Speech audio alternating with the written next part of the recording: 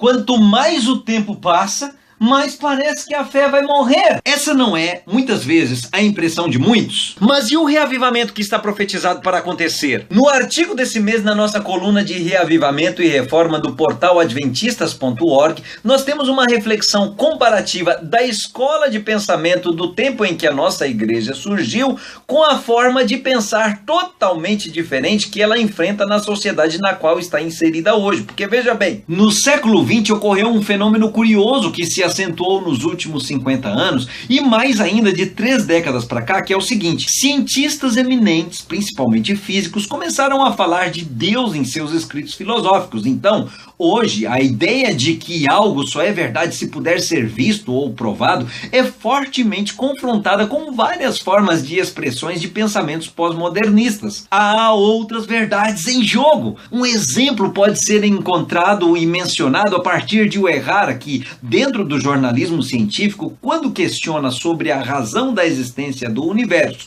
a causa de haver ordem no universo e por que as leis da natureza podem ser expressas matematicamente, ele admite que a dificuldade para encontrar essas respostas mostra a necessidade de se buscar as respostas na filosofia e na religião. E, de fato, de acordo com a Bíblia, fora nesses termos que Jó teria sido questionado por Deus. O relativismo não somente da física, mas também dos valores morais, chegou como que abrindo as portas para outras possibilidades, nem sempre boas, é claro. Mas, olhando por um outro lado, veja bem, até a própria ciência mudou de comportamento, pois no século passado, a maioria dos cientistas achava que o método científico mais próprio seria o empírico indutivo. Porém, atualmente chegou-se à compreensão de que o método científico deve ser hipotético dedutivo. Cientistas têm escrito nos últimos anos sobre a nova fase da ciência, marcada, segundo um Nobel de Química,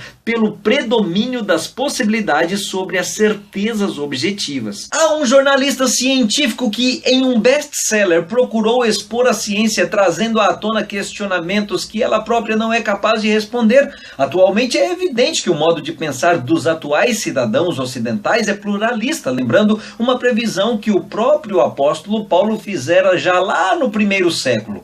O pluralismo é um dos princípios editoriais adotados pela mídia pós-moderna no intuito de respeitar o modo de pensar do seu público-alvo. No pluralismo de hoje é sabido que é claro o comportamento entre as pessoas, de cada um crer no que quer por se sentir bem assim, e tudo bem. E essa postura de não precisar ver algo exatamente no laboratório para considerá-lo possível de ser acreditado, mexeu com a religião. No século XXI, vivemos num mundo pós-secularizado e as comunidades religiosas podem ser consideradas também uma sociedade pós-igreja. Pessoas assim não estão interessadas na apresentação de uma verdade objetiva. No entanto, ficarão maravilhadas ao descobrirem que essa verdade objetiva as conduzirá a uma experiência mais profunda com Deus. Elas não estão interessadas na verdade pela verdade, mas numa verdade que as conduza a uma experiência com Deus. Elas desejam alcançá-lo e tocá-lo. Se houve uma época em que as manifestações sobrenaturais eram desprezadas e condenadas como fanatismo e fraude,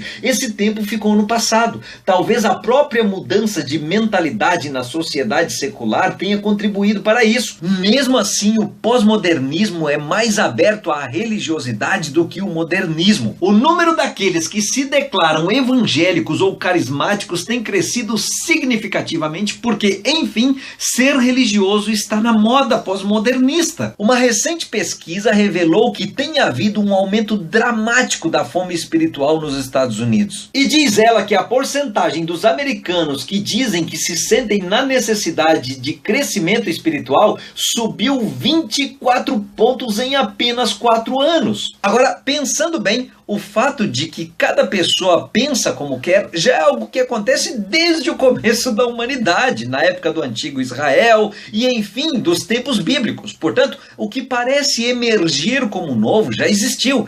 E isso já faz pensar na possibilidade de que, então, os adventistas têm de onde tirar lições para a busca do bálsamo para essa doença do individualismo. Por exemplo, Pense nessa plataforma digital que está sendo usada por você agora para ver esse vídeo. Enquanto muitos podem olhar para esse recurso eletrônico apenas lembrando toda a maldade que ele poderia veicular, a igreja pode usar poderosamente essa possibilidade midiática para uma poderização sem precedentes da pregação do evangelho, porque afinal a mídia eletrônica e digital é a linguagem pela qual é possível se comunicar com as gerações pós-modernas Y e Z. É como Dreher disse que muitos dizem que a modernidade traz o fim da religião, mas podemos verificar o contrário. O que se constata é o fortalecimento da experiência religiosa e, nesse sentido, crescem mais as igrejas e grupos que proporcionam experiências religiosas. Então, que tal experimentarmos o que é bom, verdadeiro e agradável, que são a verdadeira reforma e o verdadeiro reavivamento, não é mesmo? O evangelho não é eterno? Então, vamos aplicá-lo para o tempo presente